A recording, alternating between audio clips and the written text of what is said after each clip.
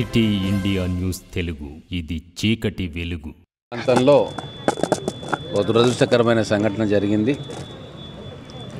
వీధిలో ఆడుకుంటున్న చిన్నపిల్లల మీదికి ఆ ప్రాంతంలోనే సంచరిస్తున్న ఒక వీధి కుక్క వాళ్ళపైన దాడి చేయడం జరిగింది.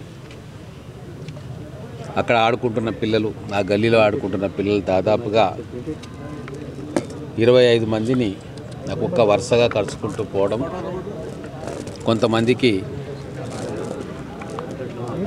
తీవ్రమైన గాయాలు ఒకరిద్దరు పిల్లలకు కూడా అయినాయి. హుటాహుటిన అక్కడ ఉన్న లోకల్స్ కానీ కౌన్సిలర్స్ కానీ ఇమ్మీడియట్గా హాస్పిటల్కు ఫోన్ చేసి ఇక్కడికి తీసుకురావడం జరిగింది. హాస్పిటల్లో కూడా రేబీస్ ఇంజెక్షన్స్, మిగతా మెడిసిన్స్ అన్నీ కూడా కుక్క కాటుకి అవసరమైన మెడిసిన్ స్టాక్ కూడా ఉండడంతో ఇమ్మీడియట్గా వాళ్ళకు ట్రీట్మెంట్ చేసి చాలామందిని ఇంటికి పంపించేయడం జరిగింది. ఒక 6 మంది చిన్నారులు ఫర్దర్ ఇన్వెస్టిగేషన్ కోసం అబ్జర్వేషన్లో పెట్టి ఇక్కడే పెట్టినారు. మొత్తం టీమ్ ఆఫ్ డాక్టర్స్ వాళ్ళని పర్యవేక్షణలో ఉంచారు. ఎటువంటి ఎమర్జెన్సీకైనా హాస్పిటల్ మేనేజ్మెంటు, హాస్పిటల్ డాక్టర్లు సిద్ధంగా ఉన్నారు. రిక్వైర్డ్ మెడిసిన్ కూడా మనకు స్టాక్లో ఉంది. కేవలం ఒక బాలిక పరిస్థితి కొద్దిగా సీరియస్గా ఉంది, but out of danger. Already అందరికీ కూడా రేబీస్ ఇంజెక్షన్ ఇవ్వడం జరిగింది. ఖచ్చితంగా ఈ పట్టణాల్లో వీధి కుక్కల బెడద నిరంతరం పెరుగుతూ ఉంది. వాటిని తీసుకొని అడవులలో పారేయలేం చట్ట ప్రకారంగా.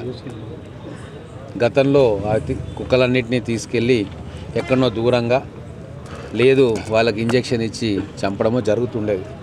కానీ కొన్ని మానవ హక్కుల సంఘాలు, కొన్ని ఆర్గనైజేషన్స్, బ్లూ క్రాస్ లాంటి ఆర్గనైజేషన్స్ హైకోర్టుకు వెళ్ళి అలా చేయకూడదు అని చెప్పి ఆంక్షలు పెట్టింది మున్సిపల్ అధికారులకు. కానీ సో ఆ పరిస్థితుల్లో వీలైనంత వరకు మున్సిపల్ సిబ్బంది వీధి కుక్కల బెడద నివారించడానికి తగు జాగ్రత్తలు పాటిస్తున్నారు. కానీ ఒక్కొక్కసారి దురదృష్టవశాత్తు సడన్గా ఇటువంటి సంఘటనలు జరుగుతూ ఉన్నాయి.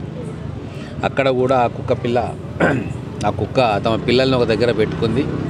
అక్కడ పిల్లలు దాని చుట్టూ గుమిగూడి తెలియక ఆటలు ఆడుకున్న సమయంలో అది దాడి చేసింది అని చెప్పి అక్కడ స్థానికులు చెప్తూ ఉన్నారు. ఏదేమైనా మున్సిపల్ కమిషనర్ గారికి, మిగతా సిబ్బందికి నేను ఆదేశాలు ఇస్తూ ఉన్నా. రాబోయే రోజుల్లో అన్ని వీధుల్లో కూడా చెక్ చేసి ఎక్కడ ఈ కుక్కల బెడద అధికంగా ఉంది ఐడెంటిఫై చేసి వాళ్ళని బంధించి దూర ప్రాంతాల్లో వదిలే కార్యక్రమం చేయాలి.